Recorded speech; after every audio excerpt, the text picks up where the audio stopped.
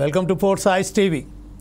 ఈరోజు ప్రత్యేకంగా force ice TV నిజాలు నిగ్గు తేల్చే ప్రయత్నంలో భాగంగానే ఈరోజు డిఎస్సిలో జరిగిన అవకతవకలకు సంబంధించి మాట్లాడడానికి ఈరోజు ప్రయత్నం చేస్తున్నాము.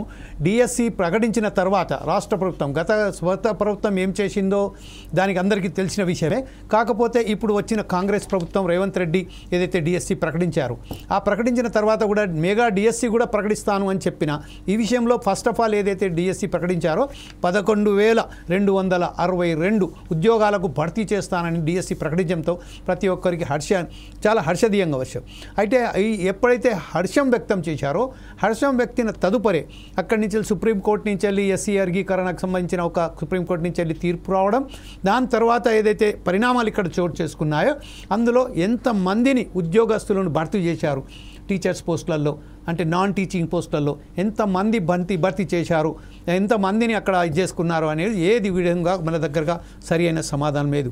రాష్ట్ర వ్యాప్తంగా ఏదైతే 33 జిల్లాలకు సంబంధించి 11,262 వేకెన్సీస్ ఉన్నాయని ప్రకటించిన డిఎస్సి తర్వాత దానికి ఎంత కుదించింది, ఎంతమందిని అక్కడ రిక్రూట్ చేశాడనే విషయాన్ని చెప్పడానికి ముందు మనం ఒకసారి మన దగ్గరికి వచ్చిన ఇప్పుడు ఎవరైతే బాధితులు ఉన్నారో, అలాగే ఎంతమంది ప్రొఫెసర్స్ ఉన్నారో, అలాగే మా చీఫ్ ఎడిటర్ గారు సుధాకర్ శర్మ ఉన్నారు. ఫస్ట్ ఒక పరిచయం కార్యక్రమం చేపించిన తర్వాత అక్కడ బాధితులు ఏమంటున్నారో మనం ఈ విధంగా చూసి దాని తర్వాత మనం ఈ చర్చా కార్యక్రమంలో ప్రవేశపెడదాం. అంటే ఫస్ట్ ఆఫ్ ఆల్ మన దగ్గర వచ్చింది ప్రొఫెసర్ వెంకటనారాయణ గారు, వరంగల్ నుంచి వెళ్ళి మనతో మాట్లాడడానికి ఉన్నారు. అలాగే లింగారెడ్డి డిటిఎఫ్ నాయకులు ఎవరైతే ఉన్నారో వారు కూడా మనకు సిద్ధంగా ఉన్నారు ఈ విషయం మాట్లాడడానికి. అలాగే ఎవరైతే డిటిఎఫ్ ఉద్యోగ సంఘాలు డిఎస్సి బాధితులు ఎవరైతే ఉన్నారో చంద్రశేఖర్ ఆదిలాబాద్ నుండి డిఎస్సి బాధితుడు, ఫస్ట్ ఆఫ్ ఆల్ ఇతను కోర్టులో కూడా కేసు వేయడం జరిగింది, అతను కూడా మనతో మాట్లాడనుకున్నారు. అలాగే జవాహర్ గారు డిఎస్సి బాధితుడు ఎవరైతే ఉన్నారో అతను కూడా ఉన్నారు. దేవేందర్ బిఎస్సి బాధితులు, ఇతను కూడా బాధితులు ఉన్నారు. అయితే ఈ బాధితుల పక్షాన నిలబడి ఫోర్స్ ఐస్ టీవీ ఏదైతే ప్రయత్నం చేస్తున్నదో ఈ బాధితులకు సంబంధించి న్యాయం చేయడానికి ఫోర్స్ ఐస్ టీవీ కంకణం కట్టిన ఈ తరుణంలో గతంలో కూడా మనం ఇది డిఎస్సి సంబంధించిన ప్రజెంట్ చేశాం.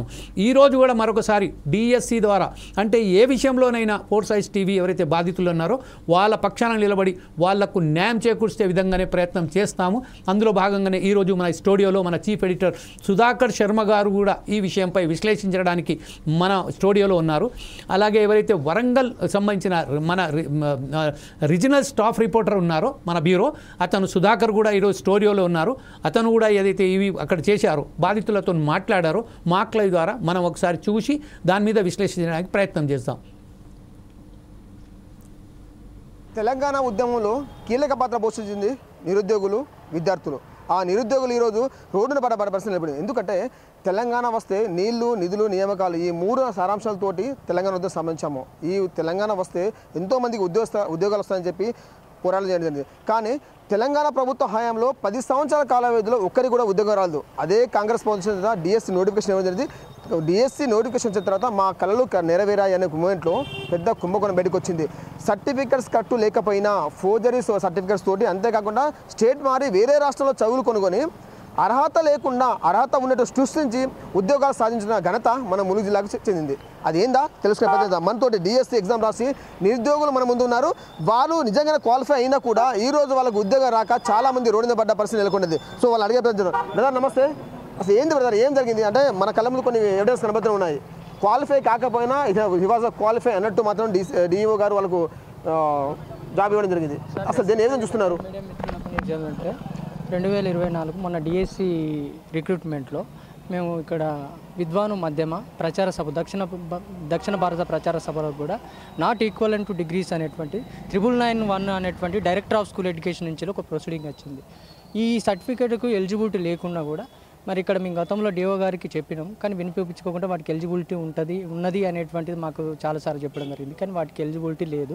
అదేవిధంగా సూర్యాపేట జిల్లాలో శివరామ్ అనేటువంటి క్యాండిడేట్ని రిజెక్ట్ చేయడం జరిగింది. భూపాలపల్లి జిల్లా ఫస్ట్ ఉన్నటువంటి స్కూల్ అసిస్టెంట్ దిలీప్ను కూడా దక్షిణ భారత ప్రచార సభ వల్ల కూడా రిజెక్ట్ చేయడం జరిగింది. కానీ ఇక్కడ ములుగులో మేము చెప్పినా కూడా ఈ ప్రచార సభలు దక్షిణ భారత ప్రచార సభ కానీ అదేవిధంగా హిందీ విద్వాన్ మాధ్యమంతో చేసినటువంటి ఎవరైతే సర్టిఫికెట్ ఉన్నారో వాళ్ళ విషయంలో మరోసారి రీవెరిఫికేషన్ చేసి ఈ ములుగు జిల్లా విద్యాశాఖ అధికారి అయినటువంటి సారు మాకు న్యాయం చేస్తారనేటువంటి మరొకసారి మేము మెమోరాండం ఇచ్చాము. అదేవిధంగా జిల్లా మన కలెక్టర్ గారికి కూడా మరి ఒక మెమోరాండం ఇవ్వడం జరిగింది. ఈ చిన్న పొరపాట్లు జరిగి ఉంటే ఖమ్మం జిల్లాలో ఏ విధంగానైతే ఫేక్ సర్టిఫికేట్తో ఉద్యోగం పొంది మరలా టర్మినేట్ అయ్యి మరి అసలైనటువంటి అర్హత గల ఎవరైతే ఆస్పిరెంట్స్ ఉన్నారో వాళ్ళకి ఇవ్వడం ఏ విధంగా జరిగిందో ఇక్కడ కూడా మరలా రీవెరిఫికేషన్ చేసి మా లాంటి జెన్యూన్గా ఉన్నటువంటి అభ్యర్థులకు న్యాయం చేయవలసిందిగా మేము కోరుచున్నాం. ఓకే మిత్రమా, 2014లోనే హెచ్పిటిని క్యాన్సిల్ చేయడం జరిగింది. సో దాని తర్వాత 2015 నుంచి వెళ్ళి ఇప్పటి వరకు హెచ్పిటి పరంగా ఎవరు క్వాలిఫై అయినా అతను డిఎస్కి క్వాలిఫై కాదు. కానీ ఇప్పుడు చూసుకుంటే 2020లో కంప్లీట్ అయిన వ్యక్తికి 2020లో పోస్టింగ్ అనేది అదృష్టం మీకు వచ్చిందా? వచ్చింది. రాసపూతు రాజకుమార్ అనేటువంటి క్యాండిడేట్ ఈ 2018లో ట్రైనింగ్ చేశాడు దక్షిణ భారత ప్రచార సభ. అదేవిధంగా దక్షిణ భారత ప్రచార సభ మద్రాసు సర్టిఫికేట్ తోటి తెచ్చుకొని కూడా ఈరోజు ఉద్యోగం ఇక్కడ ములుగు జిల్లాలో చేయడం జరుగుతుంది. కాబట్టి ఇలాంటి ఫేక్ సర్టిఫికేట్లను మరలా ఒకసారి గుర్తించి వీటికి ఎవరైతే జుడిషియల్ టెరిటోరియల్ ప్లేసెస్ తమ భూభాగ పరిధి దాటి 2014 తర్వాత ఎవరైతే తమ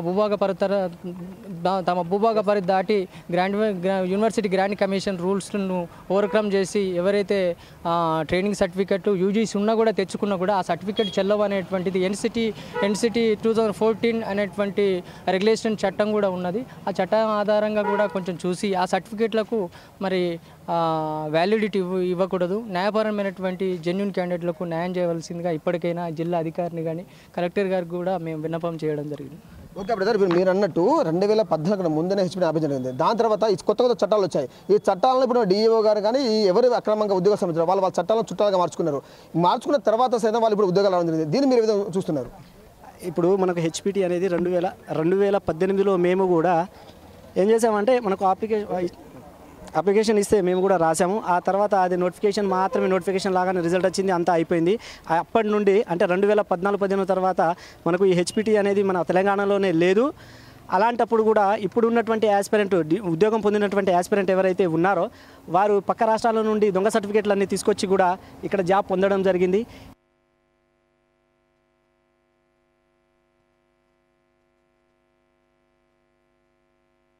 చూశాము చాలామంది బాధితులు ఎక్కడి నుంచి వెళ్ళి పక్క రాష్ట్రాల నుంచి వెళ్ళి సర్టిఫికేట్స్ తీసుకొచ్చి ఇక్కడ ఈ మన రాష్ట్రంలో ఉద్యోగాలు పొందినట్టుగా బాధితులు ఎవరైతే ఉన్నారో మనకు తెలపడం జరిగింది. ఫోర్ట్ సైజ్ టీవీ ఎక్స్క్లూజివ్ ఈ ప్రసారం చేస్తున్న కార్యక్రమం కరెక్షన్ లేని కరప్షన్ కార్యక్రమంలో తిరిగి స్వాగతం చేస్తున్నాం. అలాగే ఈ నేపథ్యంలో ఈ రోజు ఏదైతే జరిగిందో దీనికి సంబంధించి మాట్లాడడానికి మన స్టూడియోలో అలాగే మనకు సంబంధించిన బాధితులు చంద్రశేఖర్, ప్రొఫెసర్ వెంకటనారాయణ గారు, జవహర్ గారు, రమేష్ గారు, లింగారెడ్డి గారు ఉన్నారు. ఫస్ట్ మనం ప్రస్తుతం ఎవరైతే ఉన్నారో మన బాధితులు ఎవరైతే ఉన్నారో స్టూడియోలో మనకు ఇప్పుడు ప్రస్తుతం మనతోటి ఉన్న సుధాకర్ మీరు చెప్పండి, ఈరోజు ఏదైతే మనం ఎక్స్క్లూజివ్గా మనం చేపడుతున్నాం ఈ కార్యక్రమానికి సంబంధించిన మీద సమాచారం ఏంటి? Sir thank you sir. Telangana రాష్ట్రంలో గత నెల రోజుల క్రితం డిఎస్సికి సంబంధించిన ఉద్యోగ నోటిఫికేషన్ రావడం జరిగింది. ఈ ఉద్యోగాల నోటిఫికేషన్ నియామక పత్రాలు ఎక్కడెక్కడ ఇచ్చారో అక్కడ కొంతమందికి అంటే 100కు 90 మంది ఉద్యోగులు దాంట్లో క్వాలిఫై అయితే సుమారు 25 నుంచి 30 మందికి అర్హత లేకపోయిన ఉద్యోగాలు ఇచ్చినట్టు మాత్రం మనకు ఎవిడెన్స్ సంబంధించాము. ఇది తెలంగాణ రాష్ట్ర వ్యాప్తంగా చూసుకున్న సుమారు ఒక 180 మందికి ఈ విధంగా ఉద్యోగాలు ఇచ్చడం మాత్రం మనకు కొంచెం ఎవిడెన్స్ దొరికాబట్టే. సో నిన్న గత 2 రోజుల క్రితం చూస్తే మనకు ములుగు జిల్లా నుంచి కొంతమంది నిరుద్యోగులు ఫోర్ట్ సైజ్ టీవీని ఆశ్రయించడం జరిగింది. ఆశ్రయించిన తర్వాత వాళ్ళ దగ్గర కొన్ని ఆసక్తికర విషయాలు మనం తెలుసుకున్నాం. ఏంటంటే గతంలోనే 2013-14లో అప్పుడే విద్యాశాఖ కమిషనర్గా పనిచేసిన వాకాటి కరుణ గారు ఒక నిబంధన తీసుకురావడం జరిగింది, ఒక జీవో. ఏంటంటే ఎవరైనా సరే హెచ్పిటికి అంటే లోకల్ వచ్చేసి హెచ్పిటి అనేది బంద్ చేయడం జరిగింది. కానీ ఎవరైతే హిందూ పండిత్గా ఎవరున్నారో వాళ్ళు ఇక్కడ క్వాలిఫై కాకపోయినా వేరే రాష్ట్రాల్లో చదువుకొని అక్కడ దానికి సంబంధించిన సర్టిఫికేట్ తీసుకొచ్చి ఇక్కడ ఉద్యోగం సంపాదించడం జరిగింది. అది కూడా 2022లో పాస్ అయ్యి 2024లో ఉద్యోగం సాధించారు. ఇది కూడా చూసుకుంటారు. రెండవది మనం ఒకటి చూసుకోవచ్చు, లోయర్ టు అప్పర్ ఎడ్యుకేషన్ మనం ఏంటంటే అంటే 10+2 10th ఇంటర్ డిగ్రీ అలా పీజీ పైకి వెళ్తుంటాం. కానీ ఇక్కడ ఏంటంటే 10th అయిపోయిన తర్వాత వీళ్ళు వేరే రాష్ట్రాలకు వెళ్ళి హెచ్పిటి ప్రిపేర్ కావడము, హిందీ పండితులకు ప్రిపేర్ కావడము, దాని తర్వాత ఖచ్చితంగా డిగ్రీ కావాలనే ఉద్దేశంతో మళ్ళీ మన స్వరాష్ట్రానికి వచ్చేసి ఇంటర్ డిగ్రీ పీజీ అలా చేయడం జరుగుతుంది. ఎప్పుడైనా గుర్తుంచుకోండి, లోయర్ టు అప్పర్ వెళ్తేనే ఆ ఉద్యోగానికి క్వాలిఫై అవుతారు. కానీ వీళ్ళు ఏం చేశారంటే ఖచ్చితంగా ఉద్యోగం సంపాదించాలని ఒక నోబంతో వేరే రాష్ట్రానికి వెళ్ళేసి అక్కడ ఉద్యోగం అంటే వేరే ఎడ్యుకేషన్ పరంగా చదువుకోవడం హెచ్పిటి అక్కడ సర్టిఫికేట్ పనిచేయకపోయినా ఇక్కడ అది ఖచ్చితంగా పనిచేస్తున్న విధంగా దాన్ని సంపాదించుకోవడం ఇది ఒకటి ఉంది. రెండవది బీటెక్ గ్రూప్ ఉంటుంది. ఈ బీటెక్ గ్రూప్ చదివిన వాళ్ళలో ఆ సబ్జెక్ట్లో హిందీ ఉండదు. కానీ మనకు ఒక ఎవిడెన్స్ దొరికింది, బీటెక్ చదివిన వ్యక్తికి హెచ్పిటి హిందీ పండిత ఉద్యోగం రావడం జరిగింది. ఇది ఎక్కడ కరెక్ట్? అసలు ఇది సంబంధించిన బీటెక్ చదివిన వాళ్ళకైనా వస్తే ఎంపీసీలో వేరే విధంగా రావాలి, మాస్టర్గా రావాలి ఉద్యోగం.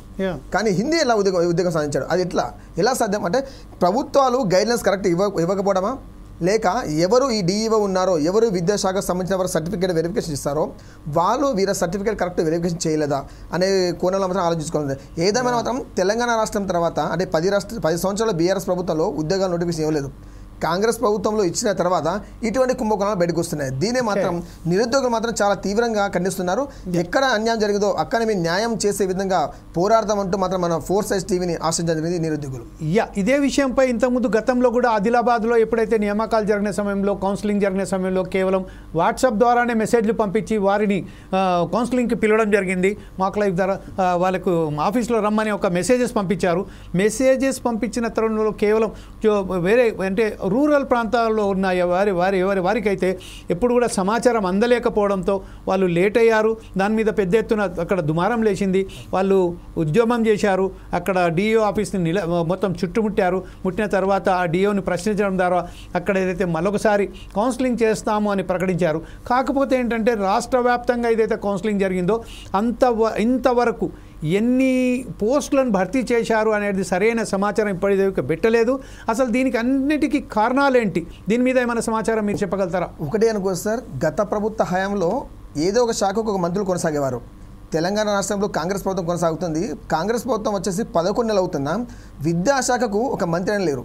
ఆ విద్యాశాఖకు సంబంధించిన మంత్రి ఆ శాఖ కూడా రాష్ట్ర ముఖ్యమంత్రి చేతిలో ఉండడం చాలా వింతగా అనుకోవచ్చు. ఎందుకంటే ఏదైనా ఒక శాఖ ఏర్పాటు చేస్తే ఆ శాఖ ఒక మంత్రిని కేటాయిస్తే దానికి కావాల్సిన ప్రత్యేక అధికారులు ఆ మంత్రిని ఆశ్రయించి ఆ మంత్రితోటి ఏం జరుగుతుందో చెప్పడం ద్వారా రూరల్లో కానీ రాష్ట్రంలో ఏం జరుగుతుందో ఆ మంత్రి తెలుస్తుంది. దాన్ని బట్టి కొత్త కార్యం చేపడతారు. కానీ మన రాష్ట్రంలో మన దౌర్భాగ్యం అంటే ఇప్పటికీ విద్యాశాఖ ముఖ్యమంత్రి చేతిలో ఉండడము, ఎవరైనా అధికారులు వచ్చేసి ముఖ్యమంత్రి చెప్దామంటే అతను వాళ్ళకి అందుబాటులో రాకపోవడము, వేరే కారణాలు ఉండొచ్చు. దానివల్ల తెలంగాణ రాష్ట్రంలో విద్యా వ్యవస్థ ఎటు వెళ్తుందో ఎవరికి తెలియని ప్రశ్న నెలకొంది. ఇది ప్రస్తుతం మాత్రం తెలంగాణ ఒక పెద్ద హాట్ టాపిక్ అనుకోవచ్చు. డిఎస్సి ఉద్యోగాల అవకతవకల మీద మాత్రం సార్ ఇదే విషయంపై సుధాకర్ శర్మ గారు మా చీఫ్ ఎడిటర్ గారు ఉన్నారు. దీని మీద విశ్లేషించడానికి విద్యాశాఖ అనేది కేవలం చీఫ్ మినిస్టర్ చేతిలోనే ఉంది కాబట్టి సరి అయిన పద్ధతిలో ఎవరైతే అధికారులు ఉన్నారో ఆ అధికారులు అక్కడ రిప్రజెంట్ చేయలేకపోతున్నారు. దీని ద్వారా కూడా చాలా పెద్ద ఎత్తున నష్టం జరుగుతున్నదండి. ఇంకోటి ఏంటంటే మనం ఏదైతే క్యాప్షన్ తీసుకున్నామో దాన్ని చూస్తేనే చేస్తున్నది ఏంటంటే కరప్షన్ లేని కరప్షన్. ఇది ఎంత ఆ వర్డ్నే మీరు చూడండి. అంటే దీంట్లో ఎక్కడ కూడా మనం కరప్షన్ లేని కరప్షన్ అంటే ఎంత బ్రహ్మాండమైన క్యాప్షన్స్ ఉందంటే దీనిలో ద్వారా 11,262 వేకెన్సీస్ అక్కడ ఉండగా ఇప్పటి వరకు సరి అయిన సమాచారం చెప్పే నాథుడే లేరు. ఎంతమందిని అక్కడ అడిగినా కూడా ప్రశ్నలు దానికి సంబంధించిన ఎంతమంది రిక్రూట్ చేశారు, నాన్ టీచింగ్ స్టాఫ్ ఎవరు, టీచింగ్ స్టాఫ్ ఎవరు, మ్యాథ్స్కు సబ్జెక్ట్స్ల వారీగా ఎవరెవరు ఎంతమందిని నియమించారు అనే సమాధానం లేదు. దీని మీద మీరు ఎలా విశ్లేషిస్తారండి? దీనికి ఒక ప్రభుత్వ వైఫల్యంగా గుర్తించాలా, లేకపోతే నిరుద్యోగాల పట్ల ఈ ఇంత నిర్లక్ష్యాల వైఖరి వేడుతున్న ఈ ప్రభుత్వాలను నిలదీయాలా? Thank you జమీల్జీ. ఈరోజు ముఖ్యంగా 4 Sides ఛానల్ ఏదైతే చర్చ నిర్వహిస్తోందో ఈ చర్చలో పాల్గొంటున్న నాకు నిజంగా మనసులో చాలా ఆందోళన కలుగుతోంది. ఎందుకంటే నిరుద్యోగ సమస్య అనేది తెలంగాణ రాష్ట్రాన్ని పట్టి పీడిస్తున్నటువంటి సమస్యల్లో చాలా ప్రధానమైనది. నహి జ్ఞానేన సదృశం పవిత్రం ఇహ విద్యతే అని శాస్త్రవాక్యం. జ్ఞానాన్ని మించినటువంటి పవిత్రమైన వస్తువు ఈ ప్రపంచంలో లేదు అని అందరికీ తెలుసు. అటువంటి జ్ఞానాన్ని అందించే అధ్యాపకులు, ఉపాధ్యాయులు వాళ్ళ యొక్క భర్తీ విషయంలో జరుగుతున్నటువంటి కుంభకోణం ఏదైతే ఉందో అది నిజంగా అవాంఛనీయం. నిజంగా 4 Sides ఛానల్ గతంలో కూడా ఇటువంటి చర్చను ఒకటి తీసుకొని వచ్చింది. ఎందుకంటే ఇక్కడున్న మా ఉద్దేశం ఏమిటి అంటే కేవలం సమస్యల్ని ప్రొజెక్ట్ చేయటం, చూపించడం, కొంతకాలం వాటి గురించి మాట్లాడుకొని మర్చిపోవడం కాకుండా సమస్యకు ఒక చక్కటి పరిష్కారం వచ్చే వరకు నిరంతరం పోరాడుతూ ఉండటం 4 Sides ఛానల్ యొక్క ఉద్దేశం. అలాగే ఈరోజు జమీల్జీ గారు మళ్ళీ ఒకసారి ఈ అంశాన్ని తెర మీదకి తీసుకొని రావడం నిజంగా ముదావహం. ఈరోజు మనం చూస్తున్నట్టయితే ఇక్కడ క్వశ్చన్ ఆఫ్ లీగాలిటీ అనేది చాలా స్పష్టంగా మనకు కనిపిస్తోంది. మనం బాధితుల యొక్క వెర్షన్ ఎప్పుడైతే విన్నామో నిజంగా they have gone beyond the frontiers. ఏవైతే లీగల్ బౌండరీస్ అనేవి ఉంటాయో నియామకానికి సంబంధించినటువంటి ప్రోటోకాల్ ఏదైతే ఉందో దాన్ని నిజంగా తుంగలో తొక్కడం అనేది మనం చాలా స్పష్టంగా ఇక్కడ గమనించదగ్గ విషయం. మరి ఇటువంటి అన్యాయాలు చేయటంలో ప్రభుత్వం యొక్క పాత్ర ఎంత ఉంది? ఇప్పుడే మన బ్యూరో వ్యక్తి కూడా చెప్పారు, సుధాకర్ నేత్రావతి చెప్పినట్టు విద్యాశాఖ కూడా సీఎం గారి చేతిలో ఉండటం అనేది అది కూడా I don't think that's a right thing, because CM is always preoccupied with so many things. కాబట్టి విద్యాశాఖ అనేటువంటిది ఒక కీలకమైన శాఖను ఎవరైతే యోగ్యత ఉన్నటువంటి ఒక రెస్పాన్సిబుల్ పర్సన్ కనుక ఇస్తే ఆయన మినిస్ట్రీలో రకరకాలైనటువంటి యాక్టివిటీస్ చేపట్టడం, అలాగే ఫీడ్బ్యాక్ కంటిన్యూస్గా తీసుకోవడం, ఇటువంటి అన్యాయాలు జరుగుతూ ఉంటే వాటిని సత్వరమే నివారించడం, అలాగే ప్రాసెస్ని యాక్సిలరేట్ చేయడం చాలా ముఖ్యం. నిరుద్యోగుల యొక్క బాధను ఆవేదనను మనం అర్థం చేసుకోవాలి. ఎందుకంటే ఒక ఉద్యోగం వచ్చిందంటే ఒక కుటుంబం అంతా కూడా వికసిస్తుంది. ఆ వికాసమే నిజమైన తెలంగాణ యొక్క వికాసం. అటువంటి వికాసం కోసమే కదా మనం పోరాడాం. 2014లో రీఆర్గనైజేషన్ యాక్ట్ ఎప్పుడైతే పాస్ అయిందో చాలా సంతోషించాం, కానీ ఆ ఫలాల్ని మనం అందుకోవాల్సినటువంటి సమయం ఆసన్నమైంది. ఇదే విషయంపై మాట్లాడడానికి మనకు సంబంధించిన దేవేందర్ ఎవరైతే ఉన్నారో బాధితుడు, డిఎస్సి బాధితుడు మనతో లైన్లో ఉన్నారు. దేవేందర్ మీరు కెమెరా ఆన్ చేయండి, ఒకసారి కెమెరా ఆన్ చేయండి దేవేందర్. హలో దేవేందర్, నా మాట మీకు వినబడుతుందా?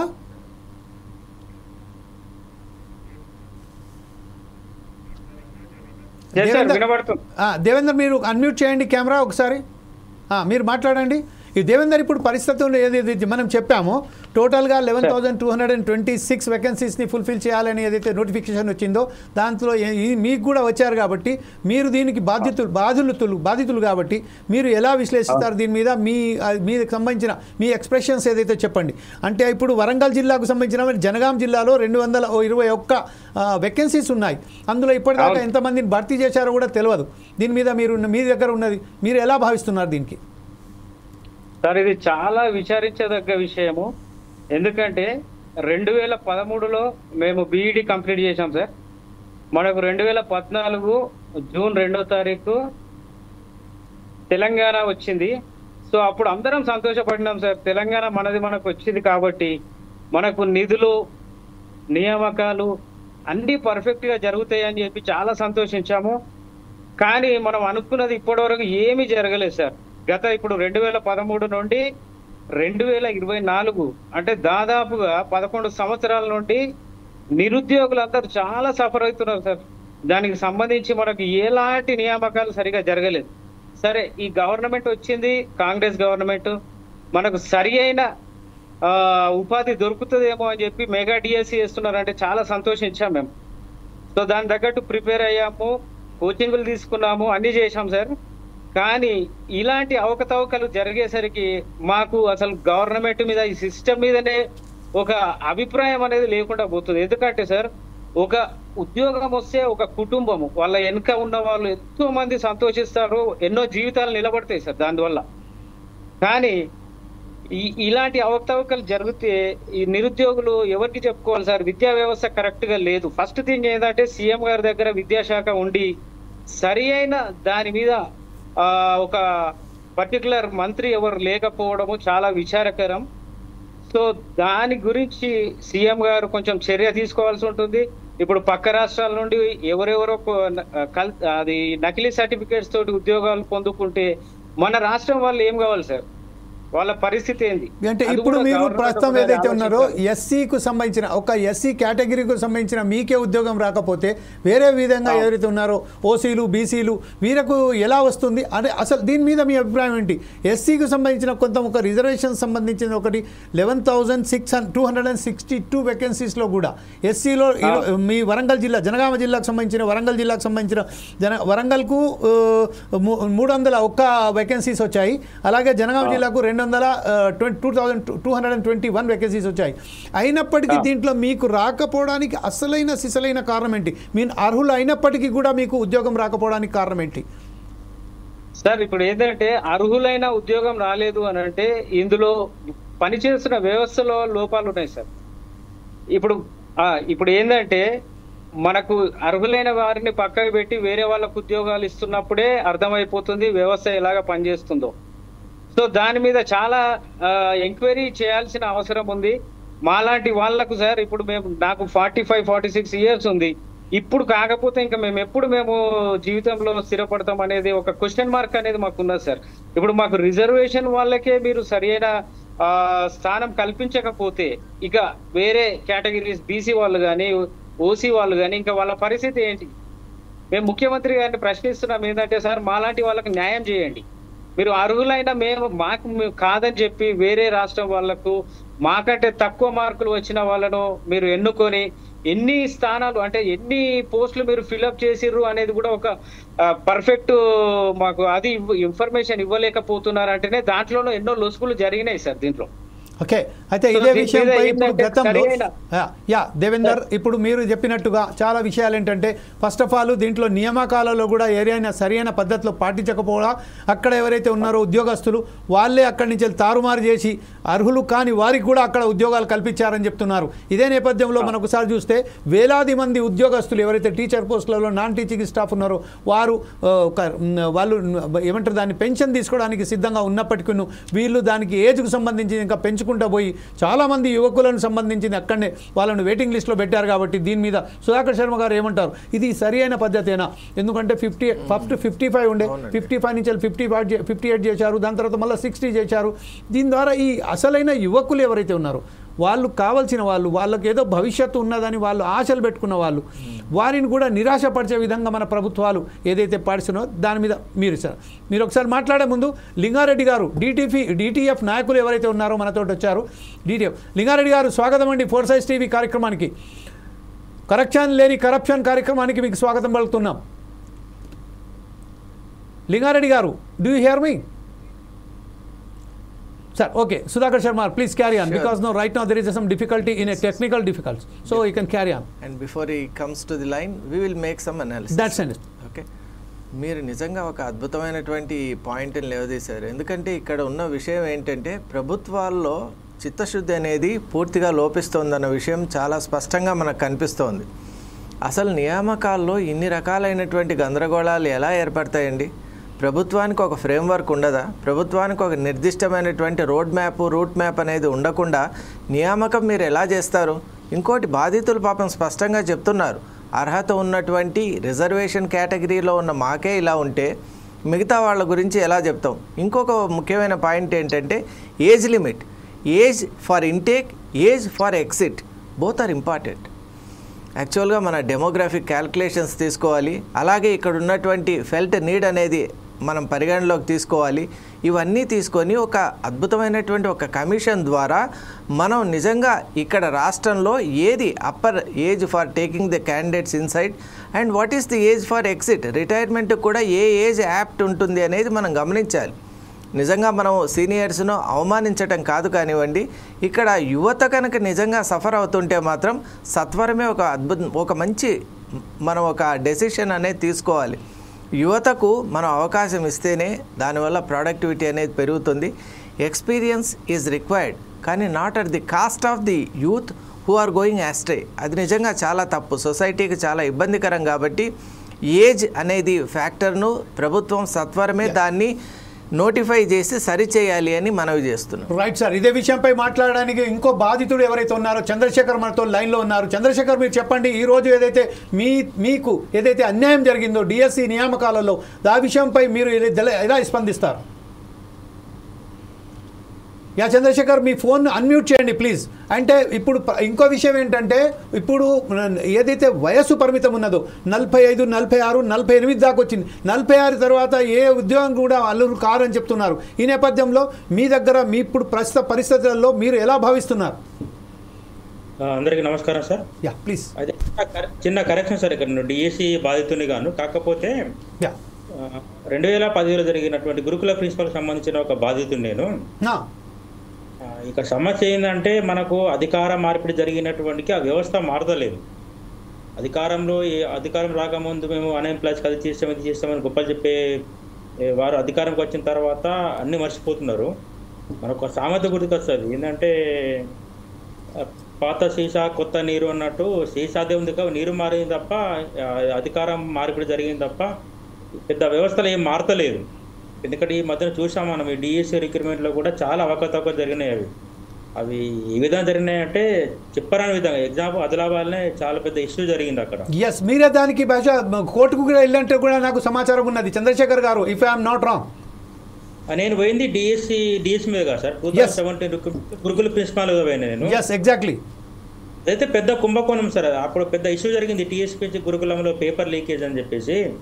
దాంట్లో ఉన్న ప్రధాన నిందితుడు కూడా నాకు అన్యాయం చేసిండు. ఎందుకంటే నేను సెలక్షన్లో ఉన్నప్పటికీ, మెరిట్లో ఉన్నప్పటికీ చిన్న టెక్నికల్ ఇష్యూస్ క్రియేట్ చేసిన పక్కకి పెట్టి నాకన్నా తక్కువ మెరిట్ వాళ్ళకు ఉద్యోగాలు ఇవ్వడానికి జరిగింది. ఆ ఉద్యోగాలు తీసుకున్న వాళ్ళు కూడా చాలా పెద్ద పెద్ద స్థాయిలో ఉన్న వాళ్ళ ఫ్యామిలీకి సంబంధించిన వాళ్ళ హెడ్ వాళ్ళు పెద్ద పెద్ద పొజిషన్లో ఉండి వాళ్ళ ఫ్యామిలీ కూడా చేసిండ్రు. వాళ్ళు సంబంధించి ఎవిడెన్స్ కూడా నేను కోర్టుకు సబ్మిట్ చేసిన. దురదృష్టం ఏంటంటే కోర్టు కూడా తప్పుదోవ పట్టించింది. వీళ్ళు నాకు ఇచ్చిన ఎక్స్పీరియన్స్ సర్టిఫికేట్ కూడా వీళ్ళు టీఎస్పీఎస్ వాళ్ళు కౌంటర్ ఏమేం చేసిందంటే అధికారిని బెదిరించి సర్టిఫికేట్ తీసుకోవాలని చెప్పేసి కోర్టు తప్పుదోవ పట్టించింది.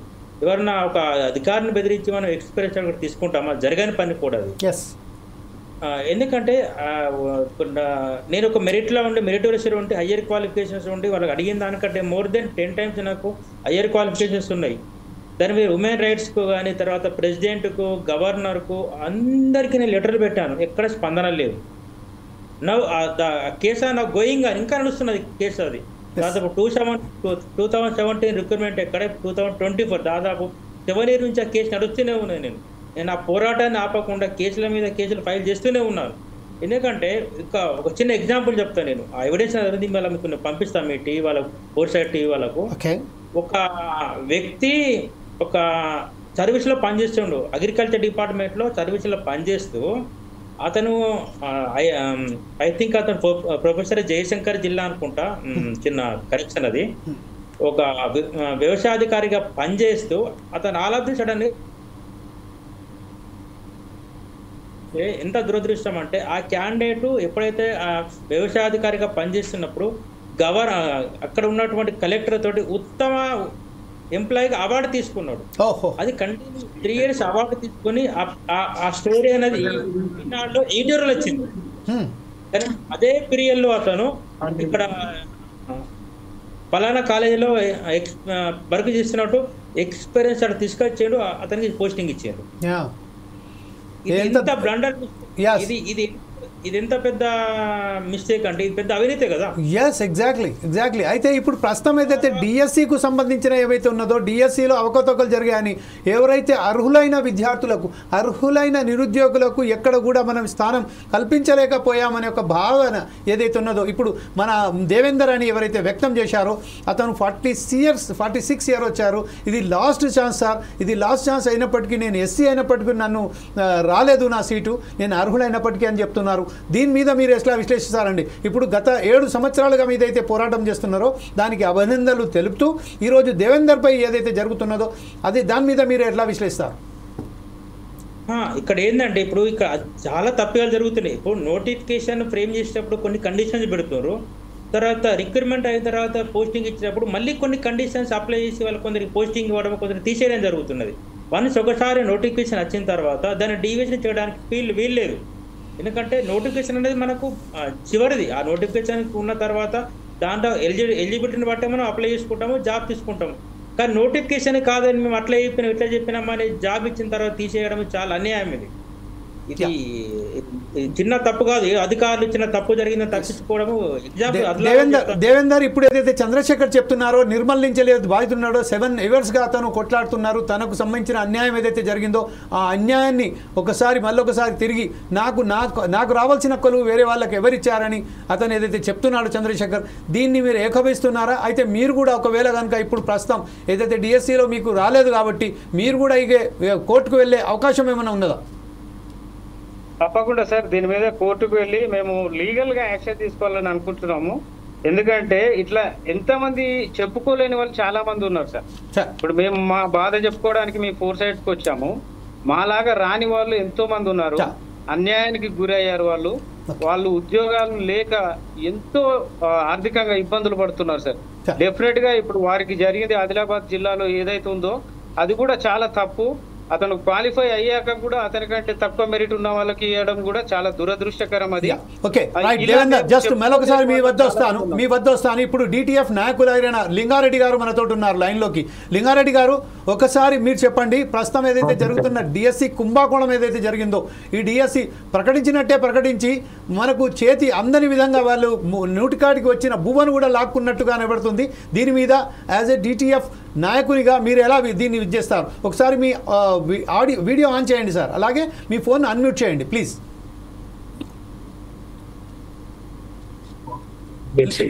లింగారెడ్డి గారు. ఓకే సార్, నేను డిటిఎఫ్ రాష్ట్ర కార్యదర్శి శ్రీనివాస్ రెడ్డి. ఎస్ సార్, ఇప్పుడు డిఎస్సిలో ఏం జరుగుతున్నదంటే డిఓ కార్యాలయంలో ఒక్కసారి if you don't mind please stop your vehicle sir, because we are sir there is some small mistakes are there. Right now okay, come on, go ahead sir. Okay sir, ఇప్పుడు డిఎస్సికి సంబంధించినటువంటి 1:3 verification లో అభ్యర్థులను పిలిచే క్రమంలో verification కు సంబంధించినటువంటి ఏదైనా చిన్న చిన్న లోపాలు ఉన్నా కూడా ఆ యొక్క అభ్యర్థులకు సంబంధించి సమయం ఇవ్వడం కావచ్చు, కొంత వెసులుబాటు ఇచ్చేసి ఆ సర్టిఫికేట్ వెరిఫికేషన్ తర్వాత ఆ యాజ్ పర్ మెరిట్ ప్రకారం తీసుకోవాల్సినటువంటి సందర్భంలో చిన్న చిన్న మైనర్ మిస్టేక్స్ చూపిస్తూ మొత్తంగా వాళ్ళ లిస్ట్ నుంచి తీసేయడం, కొత్త వారికి ఇవ్వడం, వాళ్ళకి అన్యాయం చెప్పింది కనుక వారు వెళ్ళినట్లయితే డైరెక్ట్ గా మీరు కోర్టుకు వెళ్ళండి లేదా ఉన్నతాధికారులకు ఫిర్యాదు చేయండి అన్నట్లయితే మొత్తం మెరిట్ సాధించి చిన్న చిన్న అప్లికేషన్ లో అవగాహన లేక చిన్న చిన్న పొరపాట్లు చేసినప్పటికీ కూడా ఇవాళ మొత్తం డిఎస్సి కార్యాలయాలు చుట్టూ తిరగాల్సి వస్తున్నది. దీని మాటను వెనకాల డిఓ కార్యాలయాల్లో కూడా అవినీతి జరుగుతా ఉన్నది. ఈ అవినీతికి పాల్పడ్డటువంటి వాళ్ళు ఇవాళ అనేక జిల్లాలలో మనం చూస్తా ఉన్నాం. మెరిట్ లేనటువంటి వాళ్ళని పైకి తీసుకురావడం, మెరిట్ వాళ్ళని తొలగించడం, రోస్టర్ సరిగా పాటించకపోవడం కారణంగా అనేక మంది అభ్యర్థులు తీవ్రమైనటువంటి ఇక్కట్లను ఎదుర్కొంటున్నారు. దీనికి వాస్తవంగా వెరిఫికేషన్ తర్వాత 10-15 రోజుల టైం ఇచ్చేసి ఏమన్నా అభ్యంతరాలు ఉన్నట్లయితే స్వీకరించిన తర్వాత అదే విధంగా మెరిట్ సంబంధించినటువంటి రోస్టర్ తో కూడినటువంటి లిస్ట్ కూడా బయట పెట్టిన తర్వాత ఏమైనా అభ్యంతరాలు స్వీకరించిన తర్వాత మాత్రమే ఫైనల్ లిస్ట్ ఇవ్వాల్సి ఉంటుంది. కానీ ఇప్పుడు అధికారులు ఏం చేస్తున్నారంటే హడావిడిగా లిస్టులు ప్రకటించడం, 2-3 రోజులలోనే వాళ్ళు ఆ వెరిఫికేషన్ చేసి పారదర్శకంగా లిస్టులు బయట పెట్టకుండా సెలక్షన్ లిస్టు పెట్టడం కారణంగా అర్హులేమో లిస్ట్ నుంచి బయటకు వెళ్తున్నారు, అనర్హులేమో ఇవాళ లిస్ట్ లో ఉంటున్నారు. వాళ్ళు కొంతమంది అయితే అంటే తెలిసి కావచ్చు తెలియకావచ్చు ఉద్యోగం ఇచ్చిన తర్వాత 20 రోజులు 24 రోజుల తర్వాత తీసేయడం ఒకటి. రెండవది ఇలా తప్పిదానికి పాల్పడ్డటువంటి అధికారుల మీద ఎలాంటి చర్యలు తీసుకోకుండా కింద వెరిఫికేషన్ అని చెప్పేసి లేదా క్లర్క్ల మీద చర్యలు తీసుకునేటటువంటి పద్ధతి కూడా సరైనటువంటి విధానం కాదు. ఏ నియామకానికి సంబంధించి కానీ పారదర్శకంగా ఉండాలంటే లిస్టులన్నీ కూడా ముందుగానే ఓపెన్ చేసి పెట్టాలి. వెరిఫికేషన్ కూడా చాలా క్లియర్ గా చేయాలి. పగడ్బందీగా చేసినట్లయితే ఇలా అర్హులకు అన్యాయం జరగకుండా ఉంటుంది. ఎందుకంటే సంవత్సరాల తరబడి నోటిఫికేషన్లు వస్తలేవు. వాళ్ళు ఎంతో కష్టపడ మెరిట్ సాధించుకున్న తర్వాత అనర్హులకు ఉద్యోగాలు వచ్చినాయి అంటే వాళ్ళు తీవ్రమైన మానసిక శోభకు గురవుతున్నారు. రెడ్డి గారు ఒక్క నిమిషం ఫస్ట్ ఆఫ్ ఆల్ ఏంటంటే మీతో విజ్ఞప్తి ఏంటంటే కొంచెం ఒకసారి మీ వెహికల్ ఆపండి. సెకండ్ థింగ్ ఏంటంటే 2022లో ఎవరైతే ఉత్తర్వులలో వారిని కూడా ఉద్యోగాలలో చేర్పించడం జరిగింది ఈ డిఎస్సిలో. అంతకుముందు గతంలో 8-10 సంవత్సరాలుగా ఎవరైతే వేచి ఉన్నారో వారిని అవకాశం కల్పించకుండా ఇప్పుడు ఎవరైతే 2022లో ఎవరైతే రాశారో వాళ్ళకి ఉద్యోగం అవకాశం కల్పించారు. అలాగే ఇప్పుడు ప్రస్తుతం ఉన్న పరిస్థితులలో ఎవరికైతే డిఎస్సిలో ఉద్యోగం రాలేదో వారికి ఇప్పుడు ప్రస్తుతం వాళ్ళు చేయవలసిన వాళ్ళకు ఎలా సందేశం ఇద్దాం, వారిని ఏమని చెప్పుదాం? ఆ ప్రభుత్వాలను ఇది తప్పుపడదామా లేకపోతే అక్కడ ప్రభుత్వ ఉద్యోగుల మీద తప్పుపడదామా? వాస్తవంగా రెండు ఉంటాయి సార్. ఒకటి ప్రభుత్వ ఉద్యోగుల మీద అంటే అక్కడ ఉన్నటువంటి అక్రమాలకు పాల్పడడం కావచ్చు లేదా సరైనటువంటి విధానాలు పాటించలేనటువంటి అధికారుల మీద కనుక చర్యలు తీసుకున్నట్లయితే ఇక ముందు ఇలా జరగకుండా ఉంటుంది. ఎందుకు అంటే పలానా అధికారికి కనుక ఇట్లా శిక్షలకు గురి చేసి లేదా దానికి సంబంధించిన క్రమశిక్షణ చర్యలు తీసుకుంటే ఇంకొకసారి నాకు కూడా ఈ విధంగా జరుగుతుందని మిగతా అధికారులకు కూడా ఒక కాషన్ వేయనట్లు ఉంటుంది. అదేవిధంగా ప్రభుత్వాలు కూడా అధికారుల కారణంగా ఎవరైతే అన్యాయానికి గురైనటువంటి అభ్యర్థులకు తప్పనిసరిగా ఇప్పుడు ఉన్నటువంటి ప్రభుత్వం న్యాయం చేయాలి. అయితే ఇప్పుడు ప్రస్తుతం అయితే ఏదైతే ఈ విద్యాశాఖ ఏదైతే ఉన్నదో చీఫ్ మినిస్టర్ వద్ద ఉండడం వల్లనే ఇక్కడ ఒక కమ్యూనికేషన్ గ్యాప్ ఏర్పడుతున్నదని, ఎవరైతే ఉద్యోగస్తులు ఉన్నారో, ఎవరైతే హయ్యర్ అథారిటీస్ ఉన్నారో వారి సరి అయిన సమయంలో చీఫ్ మినిస్టర్కు ఈ సందేశాన్ని అందించలేకపోవడం వల్లనే ఈ ఏదైతే మిస్కమ్యూనికేషన్ అయ్యి ఈ ఉద్యోగ భర్తీలలో చాలా వరకు లోటుపాట్లు చోటు చేసుకున్నాయని చెప్తున్నారు. ఈ విషయంపై మీరు ఎలా స్పందిస్తారు యాజ్ ఎ డిటిఎఫ్ రాష్ట్ర సెక్రటరీగా? సార్ ఇది వాస్తవమే సార్, ఎందుకంటే ముఖ్యమంత్రి గారు అనేక శాఖలు చూస్తారు, చాలా నిత్యం బిజీగా ఉంటారు. కాబట్టి ఇంత ప్రధానమైనటువంటి విద్యాశాఖకు సంబంధించినటువంటిది ముఖ్యమంత్రి గారు దగ్గర ఉండడం సరికాదని మేము అభిప్రాయపడుతున్నాము. ఒక సీనియర్ ఎమ్మెల్యేకి ఎవరికైనా మంత్రివర్గంలో సీనియర్ మంత్రికి కావచ్చు లేదా ఎమ్మెల్యేకి కావచ్చు, నూతన మంత్రివర్గంలోనైనా వెంటనే మంత్రిత్వ శాఖను అప్పచెప్పేసి పూర్తి స్థాయిలో రివ్యూ చేస్తేనే ఇలాంటివి జరగకుండా ఉంటాయి. ఇవే కాకుండా ఇలా ఉపాధ్యాయులకు సంబంధించినటువంటి విద్యారంగానికి సంబంధించిన అనేక సమస్యలు కూడా రివ్యూ చేయాల్సినటువంటి అవసరం ఉన్నది. ఆ విద్యారంగం చాలా ముఖ్యమైనటువంటిది కాబట్టి, ఎందుకంటే గత 10 సంవత్సరాల్లో చాలా ధ్వంసమైంది విద్యారంగం, దాన్ని గాడిలో పెట్టాల్సినటువంటి అవసరం ఉంది.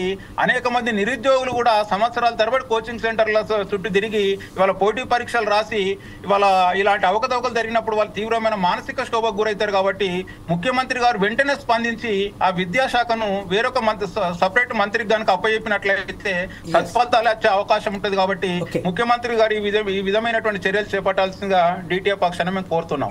గత ప్రభుత్వం ఏదైతే తప్పిదాలు చేసినాయో ఇప్పుడున్న పరిస్థితి ప్రభుత్వం కూడా అలాంటి తప్పిదాలను చేపడుతుందని మనం అనుకుంటున్నాము.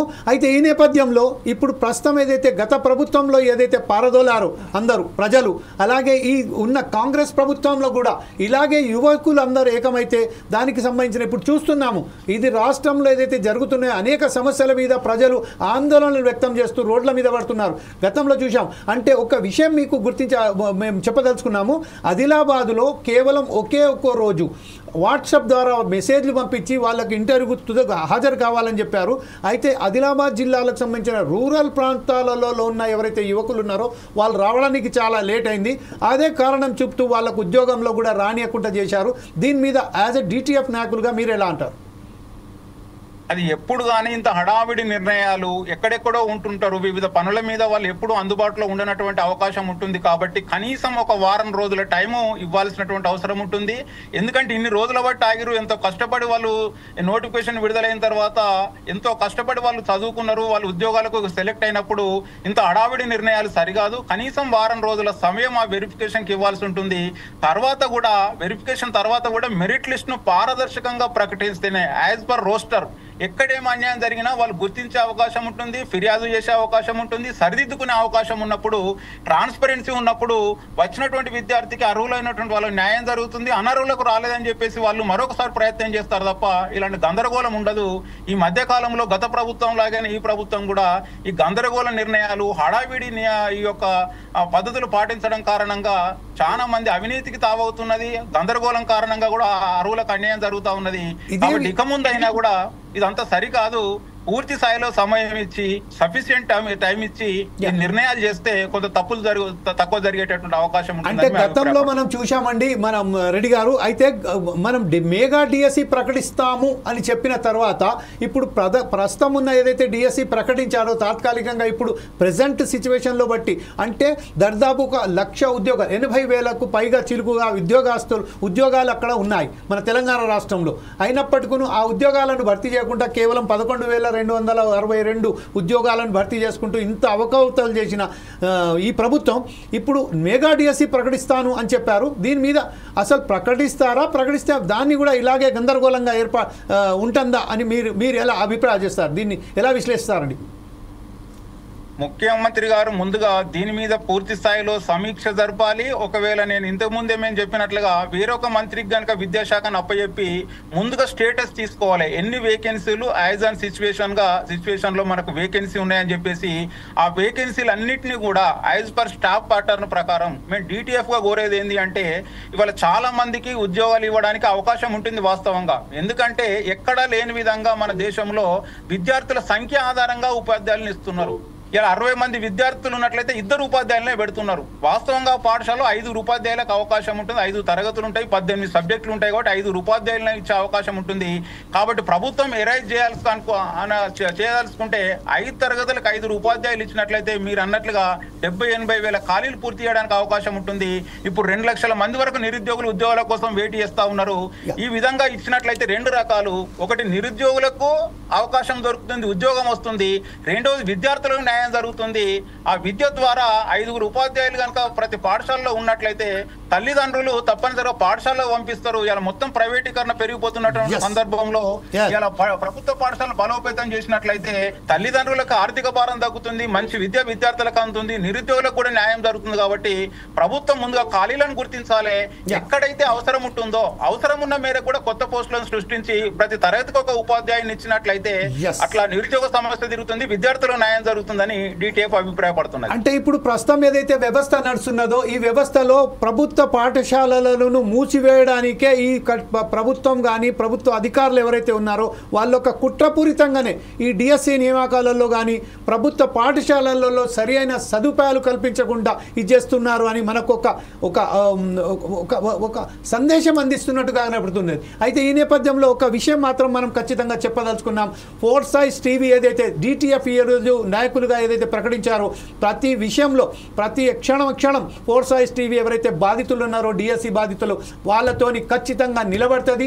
వాళ్ళకు న్యాయం చే వరకు మనం ఖచ్చితంగా నిలబడతామని చెప్తున్నాం. ఇప్పుడు ప్రస్తుతం మీరు చెప్పండి రెడ్డి గారు, ఈరోజు ఏదైతే ప్రభుత్వానికి సంబంధించిన ఒక కుట్ర జరుగుతుంది, ఏదైతే ప్రైవేట్ పాఠశాలలు ఉన్నారో వాళ్ళ కార్పొరేట్ పాఠశాలలను బలోపేతం చేయడానికే ఇలాంటి కుట్రలు పన్నుతున్నారని తెలిసి వస్తుంది. దీనిపై మీ అభిప్రాయం ఏంటండి? వాస్తవమే సార్. ఎప్పుడు కానీ ప్రభుత్వ పాఠశాలలు కనుక బలోపేతమైనట్లయితే ప్రైవేటీకరణ తగ్గిపోతుంది. ప్రైవేటీకరణ నియంత్రించాల్సిన బాధ్యత కూడా ప్రభుత్వాల మీద ఉంటుంది.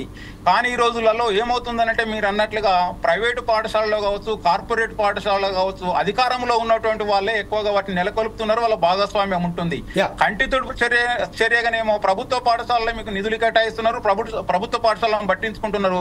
విచ్చలవిడిగానేమో ప్రైవేటు పాఠశాలకు అనుమతిస్తున్నారు, వాటి మీద నియంత్రణ లేదు. వాటి ఫీజుల విషయంలో కావచ్చు, వాటి యొక్క ఎస్టాబ్లిష్మెంట్ విషయంలో కావచ్చు పట్టించుకోని కారణంగానే ప్రైవేటీకరణ పెరిగిపోతున్నది.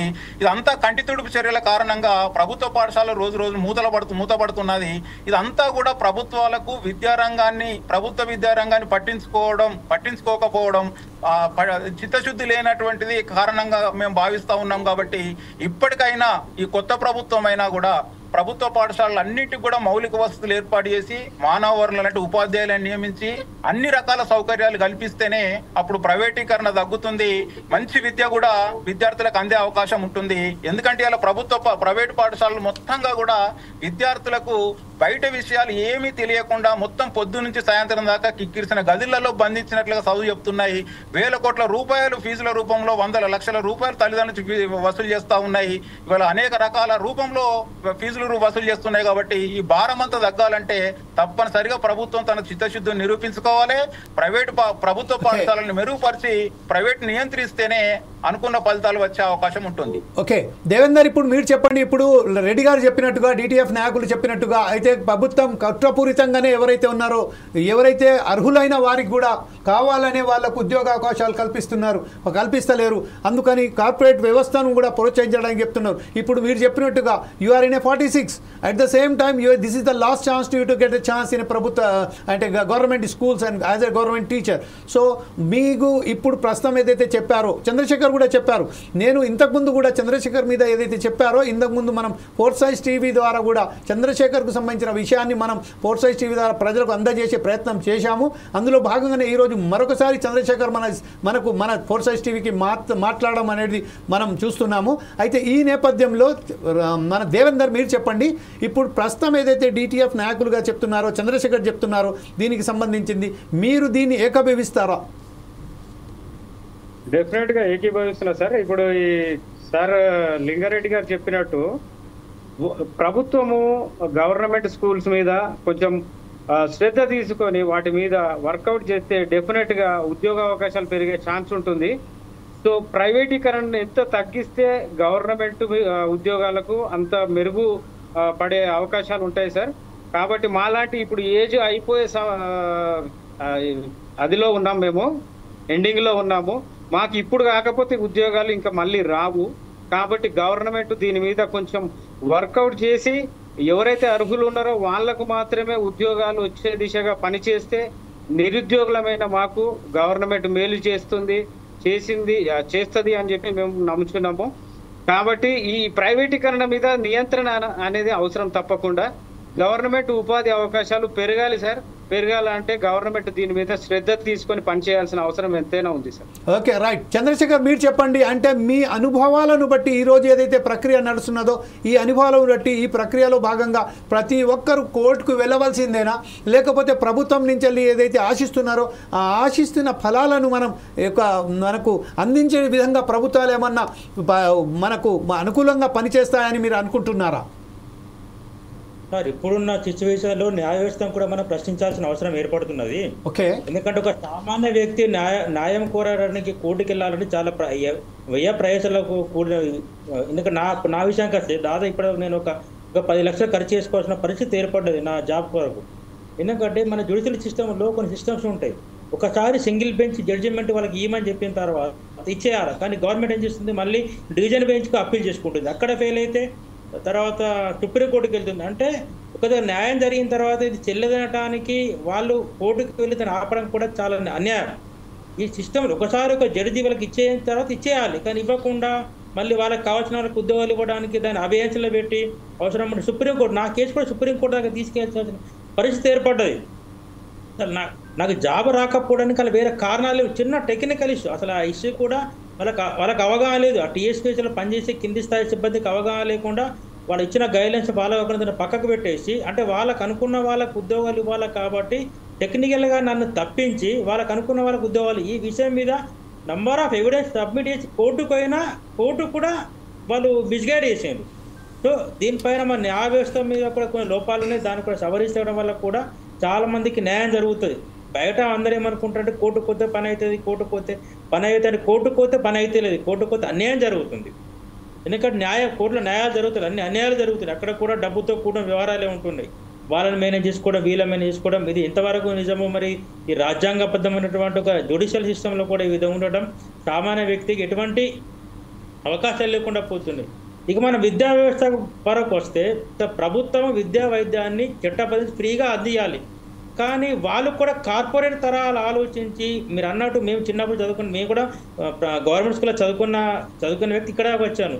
మేము చదువుకున్నప్పుడు దాదాపు 600 మంది 500 మంది విద్యార్థులు ఉంటుండే, 100 మంది టీచర్స్ ఉంటుండే. ఇక్కడ ఇప్పుడున్న పొజిషన్లో ఏమైంది, ఒక స్కూల్లో 10 మంది 5 పిల్లలు మాత్రమే ఉంటుండ్రు.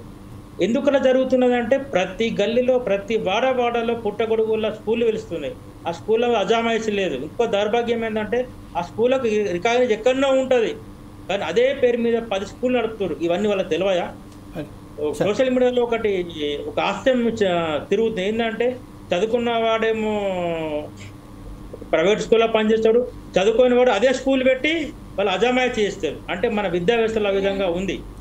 దీనిలో ఓకే శేఖర్, అయితే అర్హులైన మీకు ఎప్పుడైతే ఉద్యోగం రాలేదో, అంటే కనీసం ఒక ప్రభుత్వ ఉద్యోగిని చేసిన చిన్న తప్పిదం వల్లనే గత 7 సంవత్సరాలుగా మీరు చేస్తున్నారు.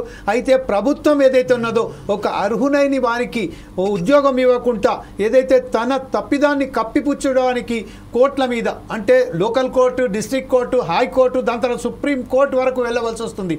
అదే తరహాలో కనుక ఇతనికి సరైన పద్ధతిలో ఆ టెక్నికల్ ఫాల్ట్ ఎక్కడైందో అది గుర్తించి దానికి లక్షలాది రూపాయలు గవర్నమెంట్ ఎవరైతే న్యాయవాదులు ఉన్నారో వాళ్లకు గవర్నమెంట్ ప్లీడర్స్కు వెచ్చించే బదులు ఇతనికి ఏదైతే అర్హుడైనారో అతనికి ఉద్యోగం కల్పిస్తే అతనికి మనము అది ఆయనకు ఒక న్యాయం చేసినట్టుగా ఉంటుంది. అలాగే సరి అయిన పద్ధతిలో మన గవర్నమెంట్కు సంబంధించిన ఎక్కడైతే తప్పిదం జరిగిందో దాన్ని సరిదిద్దే అవకాశం కూడా ఉంటుంది. కానీ దాన్ని ఆ అవకాశాన్ని, అంటే ఆ చేసిన తప్పిదాన్ని సరిపుచ్చుకోవడానికి వాళ్ళు దాన్ని కరెక్షన్ చేయకుండా దాన్ని ఇప్పుడు మనం చెప్పుకున్నట్టుగా కరెక్షన్ కనెక్షన్ లేని కరప్షన్ విధానాన్ని అవలంబిస్తూ ఈరోజు ఒక అర్హుడైన చంద్రశేఖర్ను మనం ఉద్యోగంలో రానియకపోవడం చాలా శోచనీయం.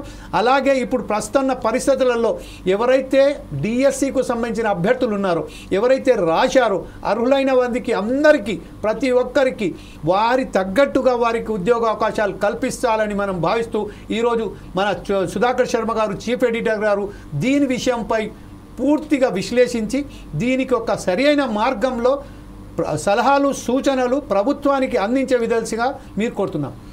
Thank you Jameelji. నిజంగా ఈరోజు చర్చ చాలా విజ్ఞానాత్మకంగా జరిగింది. ఇందులో 2 అంశాలు మాత్రం స్పష్టంగా మనకు కనిపిస్తున్నాయి. ఒకటి, ఇప్పుడు ఉన్నటువంటి వ్యవస్థ మారి తీరాలి.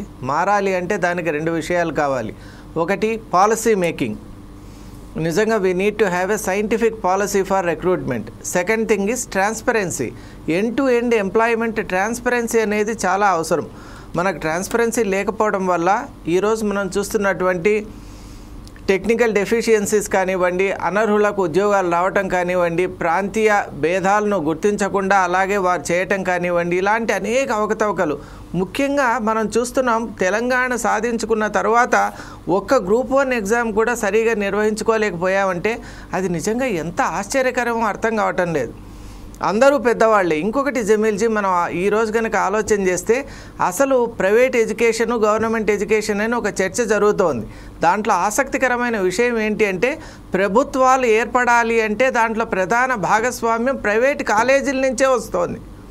ప్రైవేట్ కాలేజీల యొక్క సపోర్ట్ లేకుండా ఈరోజు ప్రభుత్వాలు కూడా ఏర్పడడానికి చాలా కష్టంగా ఉంది. ఇది నిజంగా it is very hard to digest, కానీ ఇట్ ఈస్ ఎ ఫ్యాక్ట్. ఇక్కడ ఉన్నటువంటి ప్రైవేట్ కాలేజెస్ ఏం చేస్తున్నాయంటే they are pumping finance for the governments to form. మరి అలాంటప్పుడు ఆబ్లిగేషన్ ఉంటుంది గవర్నమెంట్కు. అటువంటి ప్రైవేట్ సంస్థల్ని వాళ్ళు తప్పక కాపాడాలి, వాటిని నరిష్ చేయాలి. మరి వాటిని నరిష్ చేయాలి అన్నప్పుడు డెఫినెట్గా ప్రభుత్వం వైపు ఇచ్చేటువంటి ఫలాల్ని వాళ్ళు డెఫినెట్గా తగ్గించాలి. ఇలా ఇర్రెగ్యులారిటీస్ అనేవి వాలంటరీగా తీసుకొని రావాలి. మరి సొల్యూషన్ ఎక్కడుందని మనం ఆలోచిస్తే ప్రైవేట్ కాలేజెస్పై ప్రభుత్వాలు ఎప్పుడు కూడా ఆధారపడకూడదు. That is the seed of the entire crux of the situation. ఈరోజు మనం ఆలోచిస్తే ప్రభుత్వాలు కాన్షియస్గా కానీ అన్కాన్షియస్గా కానీ డైరెక్ట్గా కానీ ఇండైరెక్ట్గా కానీ వాలంటరీలీ కానీ ఇన్వాలంటరీలీ కానీ ప్రైవేట్ ఎడ్యుకేషన్పై ఆధారపడి ఉన్నాయి. కాబట్టి ఇటువంటి సమస్యలన్నీ ఉత్పన్నమవుతున్నాయి. ముఖ్యంగా యువతను మనం చూస్తున్నాం. బాధితుల యొక్క వర్షన్ విన్నాం. కాబట్టి సత్వరమే ప్రభుత్వం చర్యలు తీసుకోవాలి, పాలసీ మేకింగ్ బాగుండాలి, అలాగే ట్రాన్స్పరెన్సీ ఉండాలి అని ప్రభుత్వానికి మనవి చేస్తున్నాను. ఓకే, ఈ విషయంపై ఫోర్సైజ్ టీవీ ప్రత్యేకంగా మనం దానికి ఒక ప్రకటన అంటే వాళ్ళకి సూచన, ఒక సలహాలు ఇవ్వడం జరుగుతుంది. అదే సమయంలో ఏదైతే బాధితులు ఉన్నారో డిఎస్సి బాధితులకు మీతోటి ఫోర్సైజ్ టీవీ కంకణం కట్టుకొని మీ బాధలను మన బాధలుగా, అంటే మీకు ఉద్యోగాలు వచ్చే వరకు అర్హులైన వారికి ఉద్యోగాలు వచ్చే వరకు ఖచ్చితంగా మీ వైపే ఉంటుందని ఫోర్సైజ్ టీవీ మరొకసారి అందరికీ తెలియజేస్తూ ఈరోజు పాల్పంచుకున్న చంద్రశేఖర్ ఎవరైతే బాధితులు ఉన్నారో, అలాగే దేవేందర్ ఎవరైతే బాధితులు ఉన్నారో, అలాగే లింగారెడ్డి గారు అయితే డిటిఎఫ్ ఆంధ్రప్రదేశ్ సెక్రటరీగా ఉన్నారో వారందరికీ ధన్యవాదాలు చెప్తూ, Sudhakar Warangal regional staff reporter ఎవరైతే ఉన్నారో వరంగల్కి ధన్యవాదాలు చెప్తూ, అలాగే ఈరోజు చీఫ్ ఎడిటర్గా మా స్టూడియోలో సలహాలు సందేశాలు అందించినందుకు సుధాకర్ శర్మ గారికి ఒక కృతజ్ఞతలు తెలుపుతూ మరొక కార్యక్రమంతో రేపు ముందుకు వస్తాము.